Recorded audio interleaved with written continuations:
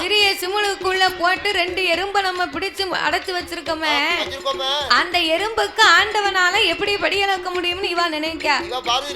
ஆண்டவனார் மகிமை தெரியாம, அவருடைய செயல் தெரியாம. ஆனா சிவபெருமான் வந்து நிற்கும் போது அவ என்னைக்குமே பாத பூஜை முடிப்பா, பணிவிடையை செய்வார்.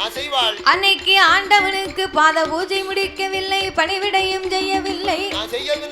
அப்பந்தான் ஆண்டவன் பார்த்தார், நம்ம பார்வதி ஒரு நாள் இப்படி இருக்க மாட்டாள, காலை நீட்டிக்கிட்டு என்ன இன்னைக்கு இப்படி இருக்கா என்ற ஆண்டவன் பார்வதிக்கு அருகாமையிலே வந்து எடியம்மா பார்வதியே,